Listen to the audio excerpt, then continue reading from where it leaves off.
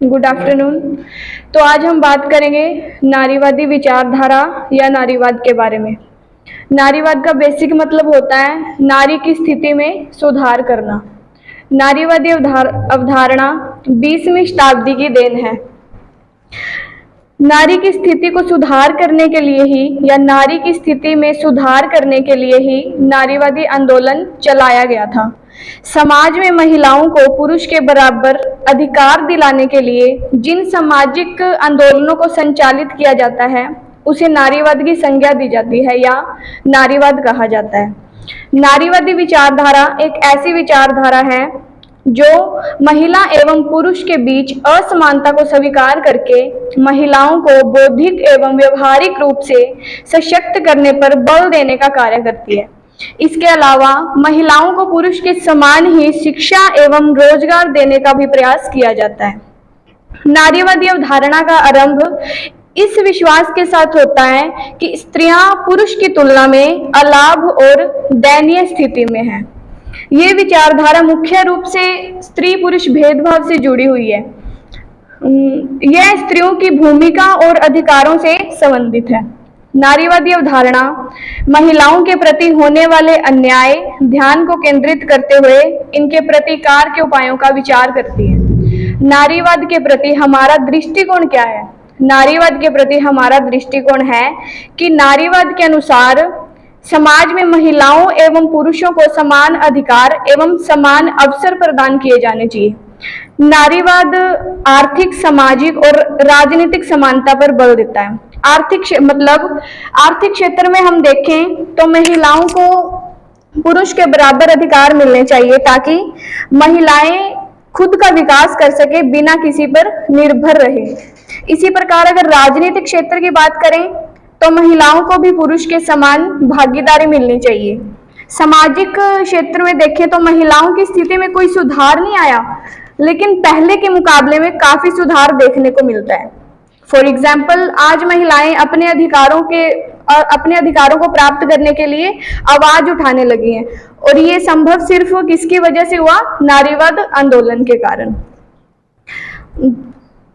इसके संदर्भ में मार्गरेट एडवर्ड ने लिखा है, इफ यू से feminism mean girl pushing boys of the roof, then no, I am not a feminist. But if you say feminism means believing women are human being too, then yes, I am a feminist. अगर नारीवाद विचारधारा के कहीं positive impacts हैं तो कहीं ना कहीं इसके नेगेटिव इम्पैक्ट्स हैं। तो नेगेटिव इम्पैक्ट्स की बात करें, ये पुरुषों के प्रति पक्षपात दृष्टिकोण को बढ़ावा देती है। Thank you. Okay, today my topic is cashless economy. So first question arises, what is cashless economy? Today we all are aware that we all are using notes, coins as a source of money to buy things and to buy all our commodities to complete our basic needs. But cashless economy is when you do transactions online, when you don't need to carry cash with yourself, when you do transaction using several apps on your mobile or using debit card, credit cards. So there are types of cashless payments. First is mobile wallet. We all are aware that each one in this era carries their mobile phone with themselves 24/7. So in case you forgot to carry money with yourself, you can easily make transactions through your mobile. Second is net banking. In the previous times, people used to go to banks to make transactions to different accounts, or they used to submit checks or some sort of procedure was there to transfer money into some other account. But nowadays net banking has eased people life. People at any time, at anywhere can transfer money online through bank accounts directly. Next is our government has done several initiatives for cashless economy. First was demonetization. In 2016 November, the government brought demonetization. The major reason for this was so that people can become aware about to use cashless economy, so that people can use digital media as a source of their transactions. And the other reason of demonetization was to curb all the black money. Second was GST. The government has implemented goods and services tax on all the things that you buy, so that they can keep a track record of how people are using money, either cashless or through digital payments. And obviously there might be some advantages of cashless economy. That is the reason why government is trying to make India a digitalization for using cashless economy. The first is it could curb all the black money. We have heard about multiple cases of black money that the minister or a government employee was caught with this much of cash or this much of gold at his home during the raids. So if they carry the black money causes many effects, many problems in our society, human trafficking, terrorism, and many problems are causing black. These are the problems which are mainly caused by black money. So government wants to keep a track record of money and how much a person can earn. So that is one of the main reason. This is the advantage that the all black money would be out and all the white money will be in the track record when there will be online transactions, as the bank accounts are linked to each and everything that you do online. Second is cashless economy will reduce the fake circulation of notes. As we all know that we have heard about multiple cases that the fake notes were curbed or this. The cashless economy, transaction of funds get easier across the country, and a cashless economy makes India a digital transactions which bring further transparency and accountability. So if there are two kinds of there are there are two sides of each coin. One is positive and one is negative. There are advantages, so basically there will be disadvantages. The fact that we are getting in the habit of doing transactions online, but there are many cons that we are facing. First is online theft. Many people in India are not aware about how to use these digital transactions, so sometimes thieves use this technology to steal money from some other's bank account. This is one of the main problem. Second is lack of knowledge. Most of the people in India are not aware about how to use these technologies of digital transaction, so that is the reason they are getting theft. The other problem that we face in India is lack of internet connectivity. As in many areas of urban, even in rural, there are multiple problems of connectivity. Even in urban areas, sometimes there is problem of connectivity, and if the phone is not working and you are not a network, how can you do online transactions? Second is that. Next is what challenges India is facing in getting cashless economy and doing digital transactions. As I further mentioned, that the main problem is in India people are not educated. Most of the people in India are not educated, and if you move to the citizens, most of the people don't even know how to use cell phone, how to use smartphone, and if they are not aware of the basic knowledge, how can they make online transactions? So that is a main problem. Next is most people in India use credit cards to withdraw money. We get a account of how they are withdrawing money, but government doesn't get to know how they are using that money. So that again contributes to black money. Only 26% people have had access to the digital transactions before 2019. This was the last report published. The next is why India should transform to digital transaction. We all are doing cash system. So there is a question why we all should transform to cashless economy. The first reason is that printing notes is very expensive. The RBI spends near about 30 trillion each year to print bank notes. So this is a very big amount which can be saved and used for the welfare of Indian citizens. Second is cash drives shadow economy. It is difficult to trace cash, which again gives advantage for people to use it in a wrong way and contributes to black money. Next is increased tax revenue. Economy makes if there are digital transactions. Each transaction is been recorded in the bank.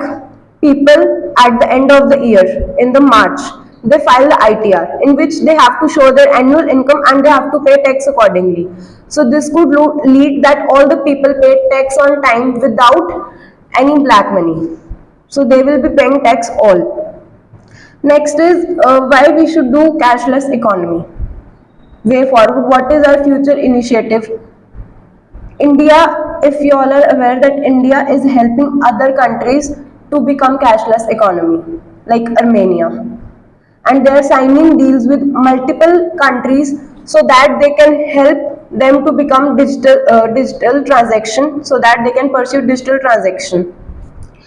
And the recent news was India and Dubai have had a deal that they will be doing online transactions through UPI, so that people don't need to convert Indian rupee into their Dubai currency. They can directly transfer from here to there. They don't need to.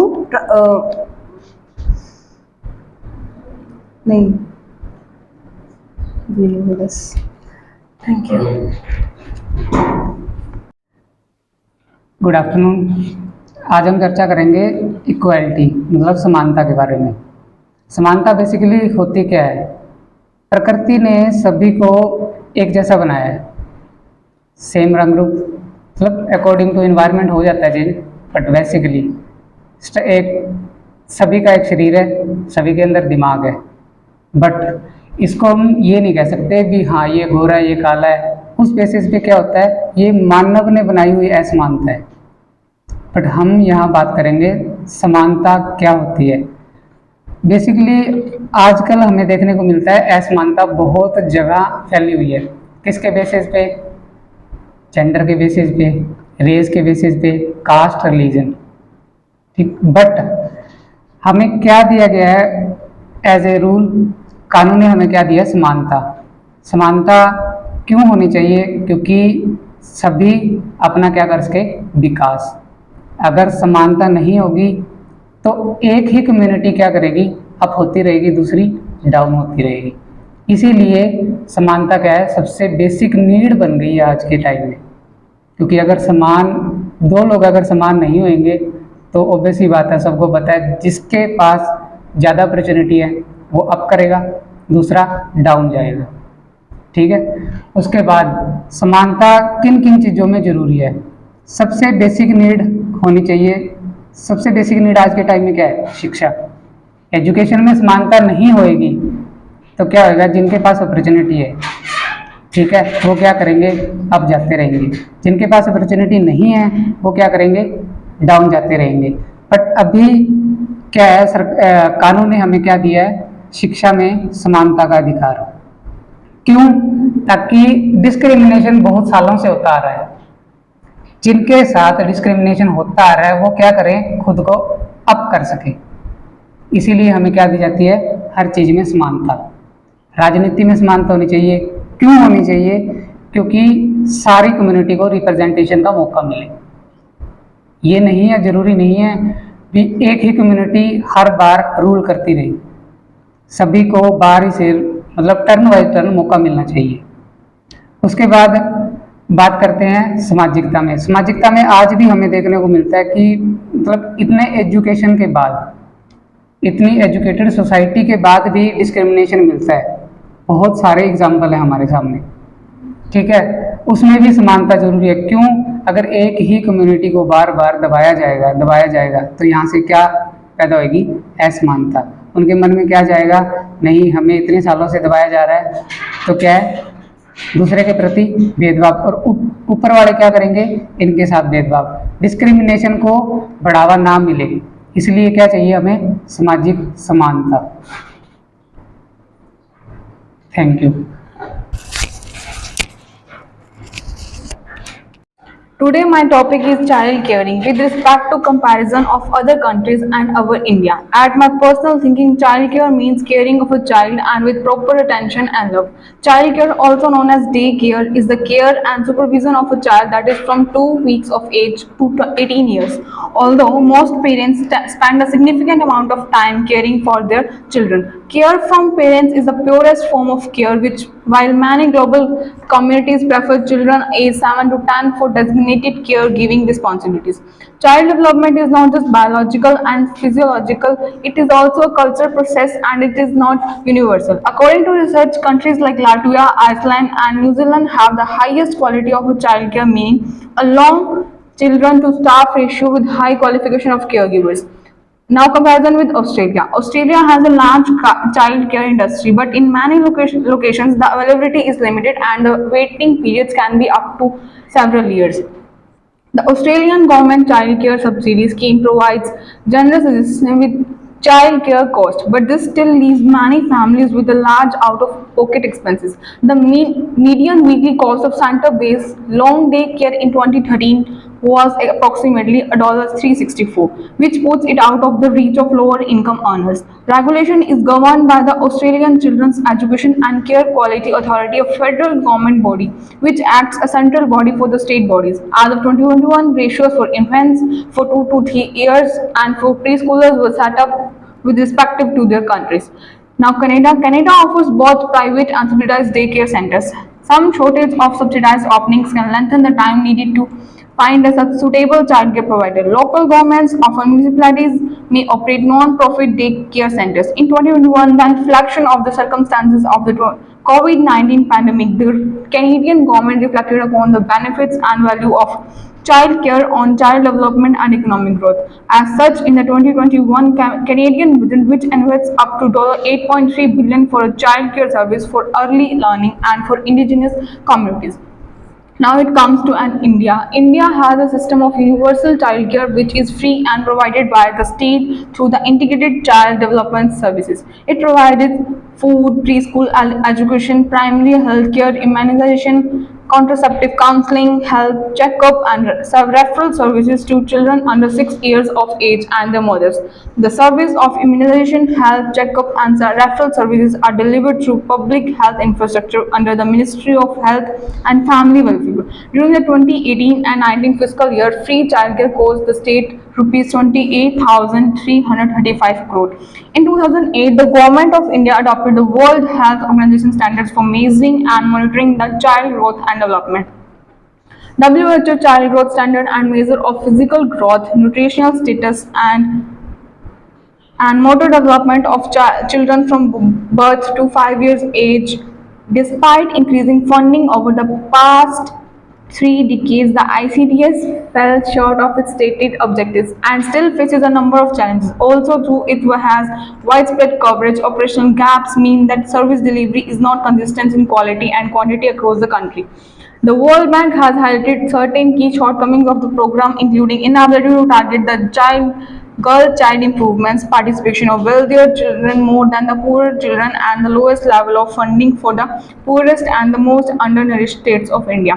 In India, the number of children age 6 are around approximately 160 million, which is a great number. However, the actual status of every childhood care and education for children in the above age group is almost unknown. The demand for ECCE group is increasing and diversifying in India due to reduced child mortality and maternal mortality. ECCE programs, which are offered by various types of organizations, have been managed individually as there is no official framework to regulate ECCE activities.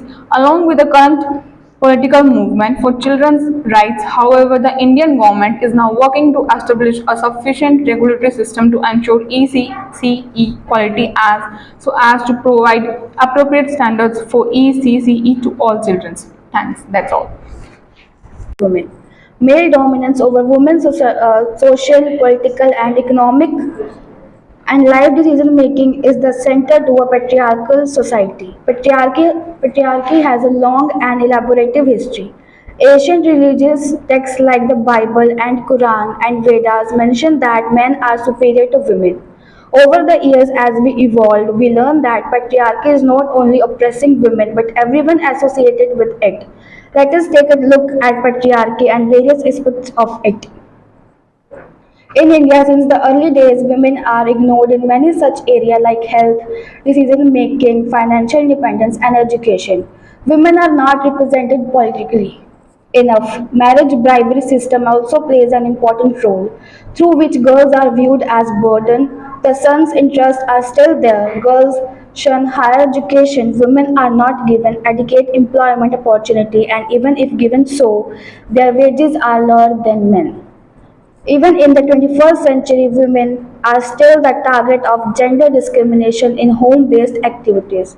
Many women leave their jobs and leadership role due to household and family duties. However, such acts are not uncommon among men too.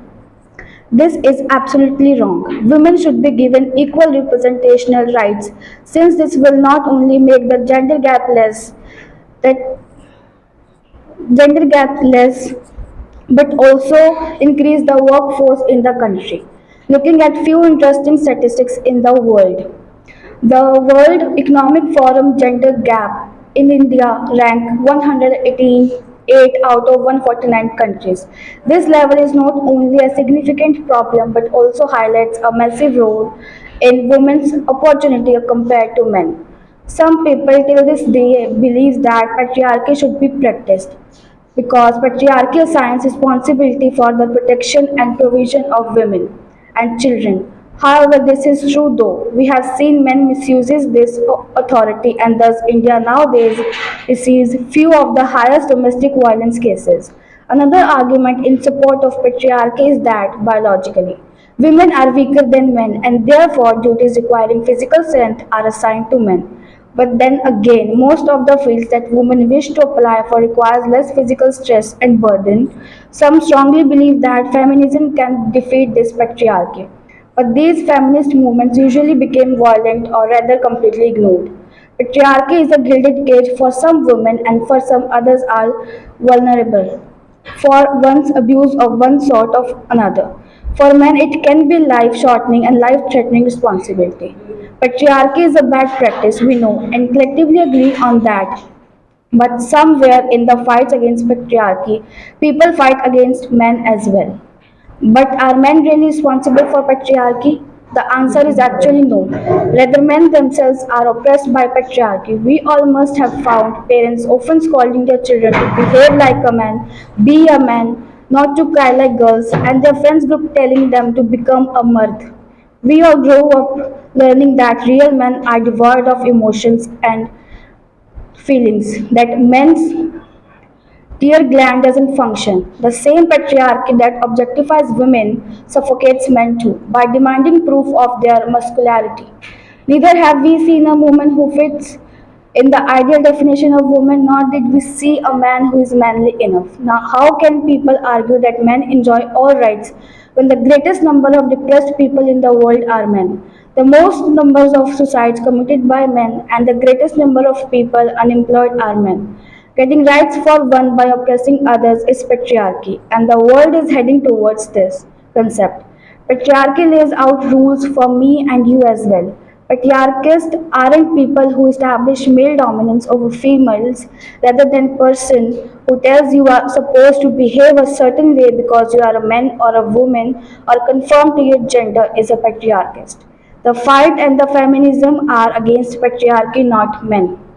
And patriarchy is a belief system, not a gender. As for the conclusion, the key to unlock the door to gender equality lies in your hand. We have to fight against the system, and government should also take initiatives protecting right to equality. Patriarchy depends on you. If you wish to blame men for everything, patriarchy will always prevail. The only way to abrogate it is to fight against it and not against muscularity. Thank you.